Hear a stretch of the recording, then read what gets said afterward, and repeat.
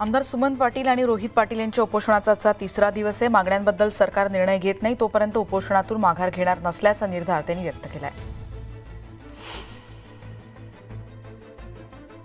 सातारा बस स्थानकातील गाड्यांचं वेळापत्रक कोलमडलंय। बस स्थानकावर प्रवाशांना ताटकळत राहावं लागतंय, त्यामुळे प्रवासी नाराजी व्यक्त करतायत।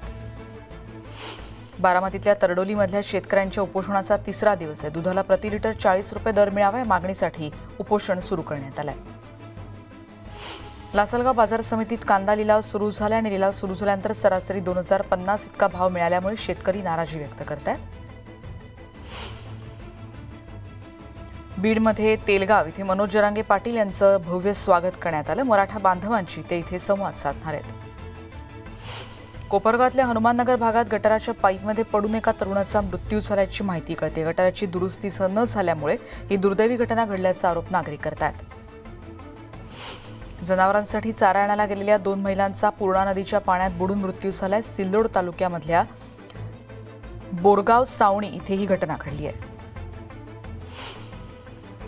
बातमी मुंबईतली दादरमधल्या महात्मा गांधी जलतरण तलावामध्ये मगरीचं पिल्लू आढळल्यामुळे खळबळ उडाली आणि यामुळे जलतरण तलाव इथे नेहमी सरावासाठी येणाऱ्यांमध्ये यामुळे भीतीचं वातावरण आहे।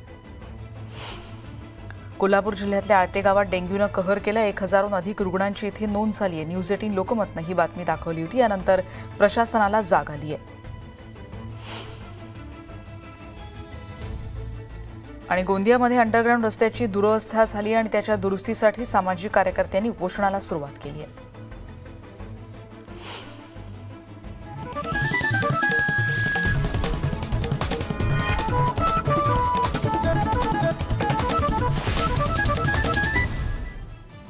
नमस्कार, मी रेणुका। या बुलेटिनमध्ये तुमचं स्वागत। बातमी 36 जिल्ह्यांची या बुलेटिनमध्ये राज्यभरातल्या बातम्यांचा आढावा आपण घेणार आहोत, पण सुरुवातीला महत्त्वाच्या बातम्याही बघणार आहोत। नांदेडमधल्या शासकीय रुग्णालयात चौकशी समिती दाखल। डॉक्टरांच्या त्रिसदस्यीय समितीकडून रुग्णालयाची पाहणी सुरू। मालेगाव बॉम्बस्फोटातील आरोपींना कोर्टात हजर करण्याचे आदेश। विशेष एनआय कोर्टाकडून वॉरंट जारी।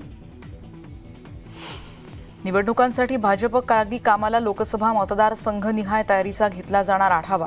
फडणवीस आणि बावनकुळे करणार मार्गदर्शन।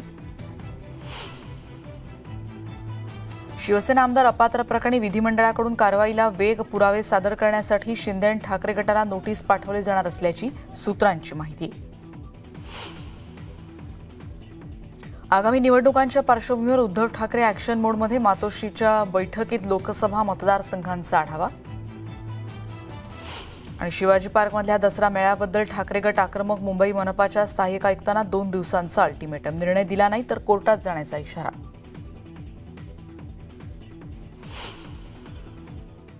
आणि सुरुवातीला काही राजकीय बातम्या आपण बघणार आहोत। मुंबईतून आलेली शिवसेनेच्या गोटातली एक राजकीय बातमी आहे। चांदिवली विभागाच्या माजी नगरसेविका लीना शुक्ला आणि हरीश शुक्ला यांनी शिवसेनेत प्रवेश केला। मुख्यमंत्री एकनाथ शिंदे यांच्या उपस्थितीत त्यांच्यासह काँग्रेस पक्षाच्या महिला तालुका अध्यक्ष माया खोत आणि उपाध्यक्ष जया नाडर यांच्यासह असंख्य पदाधिकारी शिवसेनेमध्ये प्रवेश करते झाले। मराठा आरक्षण संवाद यात्रेनिमित्तानं मनोज जरांगे पाटील बीड जिल्ह्याच्या दौऱ्यावर आहेत। तेलगावमध्ये त्यांचं भव्य स्वागत करण्यात आलं। इथल्या आंदोलनस्थळी भेट देऊन मराठा बांधवांशी ते संवाद साधणार आहेत। मराठा आरक्षणासाठी बीडच्या मैदा पोखरी गावात पाण्याच्या टाकीवर चढून आंदोलन केलं जात आहे। दुसरा दिवस आहे आंदोलनाचा आणि आरक्षण मिळत नाही तोपर्यंत टाकीवरून खाली न उतरण्याचा इशारा इथल्या आंदोलकांनी दिला। पुढची बातमी आहे बारामतीमधली तरडोलीमधले शेतकरी दूध दरावरून आक्रमक झालेत। गेल्या 3 दिवसांपासून त्यांनी उपोषण केलंय। प्रति लिटर 40 रुपये दर मिळावा या मागणीसाठी हे उपोषण सुरू आहे। सातारा बस स्थानकामधल्या गाड्यांचं वेळापत्रक कोलमडलंय। सलग आलेल्या सुट्ट्यांमुळे साताऱ्याहून मुंबई पुण्याला जाणाऱ्या बसच्या प्रतीक्षेत प्रवाशांना ताटकळत उभं राहावं लागतंय। वर्ध्याच्या सेलू तालुक्यातल्या दहेगाव गोसाव इथे 23 वर्षाच्या तरुणीची हत्या करण्यात आल्याचं कळतंय। तिला घराबाहेर बोलून तिच्यावर चाकूनं वार करण्यात आले होते। हत्येनंतर पळ काढणाऱ्या 4 पोलिसांनी ताब्यात घेतलंय। या तरुणीच्या 2 मैत्रिणींचाही यात समावेश असल्याचं कळतंय। कोपरगाव शहरामध्ये मुसळधार पाऊस झाल्या। नदी नाले आणि गटार आता ओसंडून वाहत आहेत। कोपरगावमधल्या हनुमाननगर भागात गटाराच्या पाईपमध्ये पडून एका तरुणाचा अंत झाल्याचं कळतंय। गटाराची दुरुस्ती न झाल्यामुळे ही घटना घडल्याचा आरोप नागरिक करतात। जनावरांसाठी चारा आणायला गेलेल्या 2 महिलांचा पूर्णा नदीच्या पाण्यामध्ये बुडून मृत्यू झाल्याची दुर्दैवी घटना सिल्लोड तालुक्यातल्या बोरगाव सावणी इथे घडली आहे। नदीकाठी असलेल्या खड्ड्यांचा अंदाज न आल्यामुळे या महिलांचा मृत्यू झालाय। पुढच्या बातम्या आहेत पावसासंदर्भातल्या आणि पुढची बातमी आहे येवल्यामधली 4 दिवसांच्या विश्रांतीनंतर इथे पावसाचं जोरदार आगमन झालेलं आहे आणि त्यामुळे शहराला अक्षरशः त्यांनी झोडपून काढलंय. रस्त्यांना नदीचं स्वरूप आलंय. सखल भागात पाणी साचलंय.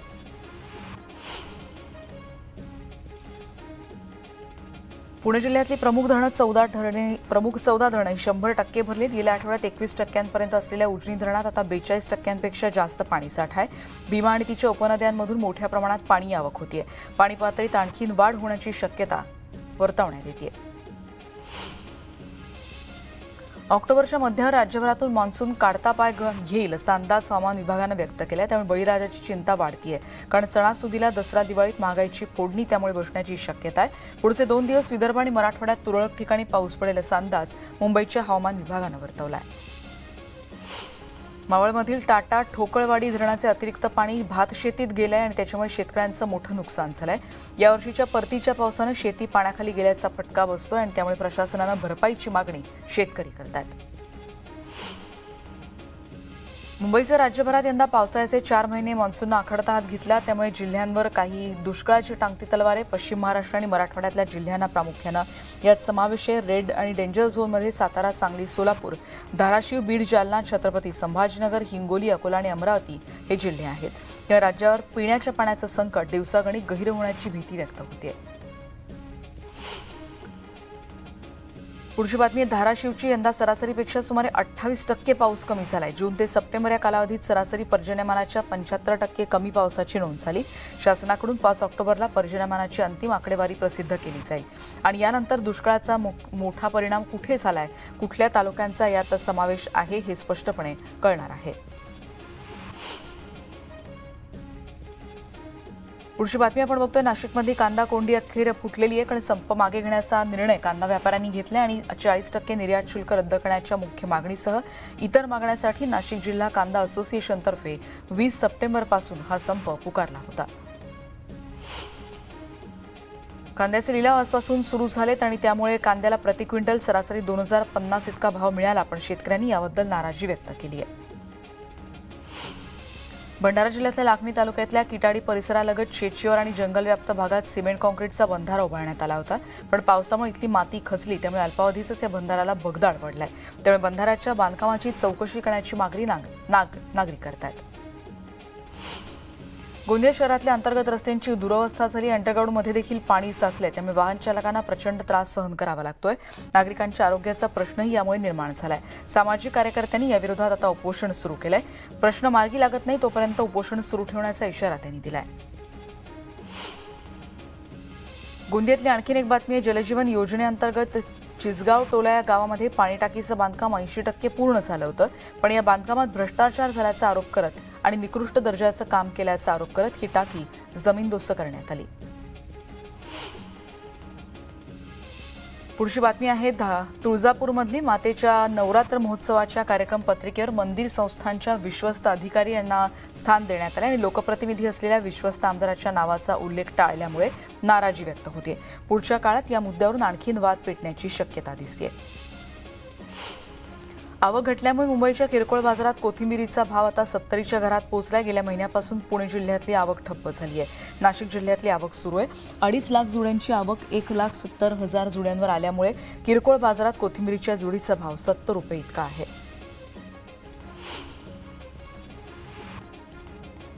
मावळमध्ये कामशेत ते बोरगाव थुगाववरून मळवंडी ढोरे शिवणेजवळच्या गावांना जाणाऱ्या पुलाचं काम गेल्या 3 वर्षांपासून रखडलेलं आहे. त्यामुळे स्थानिकांचे प्रचंड हाल होत आहेत. जवळपास 15 ते 20 किलोमीटरचा टप्पा पार करून स्थानिकांना त्यांचं घर गाठावं लागतंय. बातमी बुलढाण्याची. पैनगंगा नदीलगत असलेल्या पुलाजवळ निर्माल्य टाकण्यासाठी निर्माल्य कुंड तयार करण्यात आले आणि त्यामुळे नदीचं जल प्रदूषणापासून तिची मुक्तता होणार आहे. भाविक बघताना नदीमध्ये निर्माल्य न टाकू देता निर्माल्य कुंडमध्ये टाकण्याचं आवाहन देखील इथे केलं जात आहे. राज्यात पर्यावरण रक्षणासाठी पालिकेनं प्लास्टिक बंदीची जोरदार कारवाई सुरू केली. 2,521 जणांवर पहिला गुन्हा दाखल करण्यात आलाय. 5,000चा दंड त्यांच्याकडून वसूल करण्यात आलाय. त्यामुळे 1.25 कोटींचा दंडही वसूल झालाय. 42 जणांविरोधात कायदेशीर कारवाई सुरू करण्यात आली आहे. काही राजकीय बातम्या आपण बघतोय. काँग्रेसची बातमी आहे. लोकसभा निवडणुकींच्या हालचालींना वेग आलाय. 7 ऑक्टोबरला मतदारसंघ निहाय बैठक होतीये. नवी मुंबईत कोकण विभागातील लोकसभा आढावा बैठक घेतली जाणार आहे, ज्यात ठाणे, पालघर, कल्याण, डोंबिवली, भिवंडी, रायगड, रत्नागिरी, सिंधुदुर्ग या लोकसभा मतदारसंघांचा आढावा घेतला जाईल. राष्ट्रवादी काँग्रेसच्या नेत्या खासदार सुप्रिया सुळे अमरावती दौऱ्यावर आहेत आणि त्यांनी आणि रोहिणी खडसे यांनी एकविरा आईचं दर्शन घेतलं. राज्यातल्या बळीराजावरचं दुष्काळाचं संकट दूर होऊ दे आणि बळीराजा सुखी होऊ दे असं साकडं त्यांनी यावेळी घातलं. मुंबईकर नागरिकांचं आरोग्य चांगलं राहावं यासाठी उन्हाळा पावसात राबणाऱ्या सफाई कामगारांच्या वसाहतीला मुख्यमंत्री शिंदेंनी भेट दिली आणि यावेळी कामगार वसाहतीचं लवकरच पुनर्वसन करणार असल्याचं आश्वासन त्यांनी दिलं. भाजपकडून निवडणूक जिंकण्यासाठी ग्रामपातळीवर मायक्रो प्लॅनिंग केलं जात आहे. दादरमधल्या पक्ष कार्यालयात भाजप लोकसभा आणि विधानसभा विस्तारकांची बैठकीचं आयोजन करण्यात आलं होतं. या बैठकीला उपमुख्यमंत्री देवेंद्र फडणवीस यांनी मार्गदर्शन केलं. धुळे जिल्ह्यातील काँग्रेसचे आमदार कुणाल पाटील यांच्या सहकारी सूतगिरणीवर धाड टाकण्यात आली होती. छापेमारी करणाऱ्या तपास यंत्रणा 3 दिवसांनंतर सूतगिरणीच्या बाहेर आल्यात. मध्यरात्री 12 वाजता सूतगिरणीत सुरू असलेली चौकशी थांबली आहे. 65 तास ही चौकशी सुरू होती. नागपूर आणि पुणे इथल्या आयकर विभागाची पथकं इथे असल्याची प्राथमिक माहिती मिळाली होती. नांदेडमधली एक दुर्दैवी घटना समोर आली आणि ती म्हणजे शंकरराव चव्हाण शासकीय रुग्णालयात आणखी 7 जणांचा मृत्यू झाला आणि ज्यामुळे रुग्णालयातल्या मृतांची संख्या 31 पर्यंत पोहोचली आहे. शासनाने याची गंभीर दखल घेतली आणि आरोग्य संचालकांकडून याची चौकशी केली जाणार आहे. नांदेडमधली घटना दुर्दैवी आहे आणि औषधांचा गोंधळ सरकारनं घातलाय. सरकार असंवेदनशील असल्याचा आरोप खासदार सुप्रिया सुळे यांनी केलाय. त्याचबरोबर दोषी अधिकाऱ्यांवर कारवाईची मागणी त्यांनी केली. शासकीय रुग्णालयांमध्ये औषधांचा तुटवडा आहे आणि तरी देखील औषधांची खरेदी केली जात नाही, त्यामुळे निरपराध नागरिकांचा बळी जातोय.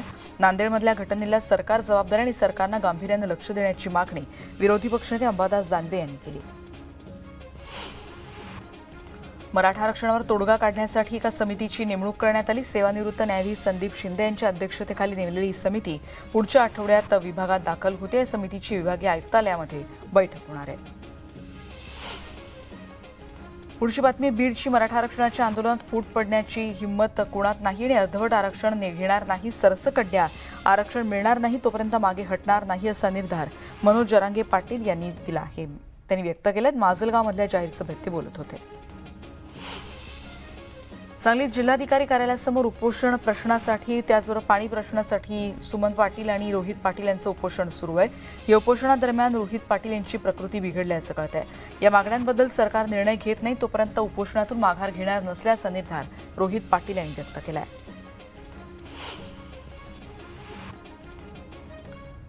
पुढची आणखीन एक बातमी सांगलीतली आपण बघतोय. बोरगाव टोलमाफीसाठी परिसरातील गावांचा सांगलीमध्ये मोर्चा काढण्यात आला होता. 10 गावांना टोलमाफी मिळावी यासाठी या मोर्चाचं आयोजन करण्यात आलं होतं.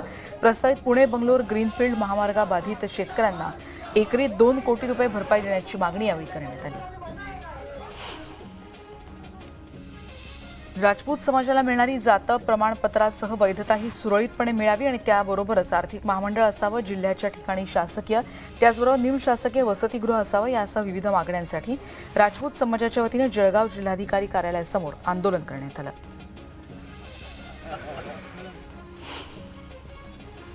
आणि यानंतर एक ब्रेक घेऊन इतरही बातम्यांचा आपण पुन्हा भेटणार आहोत. पहा फक्त न्यूज 18 लोकमत.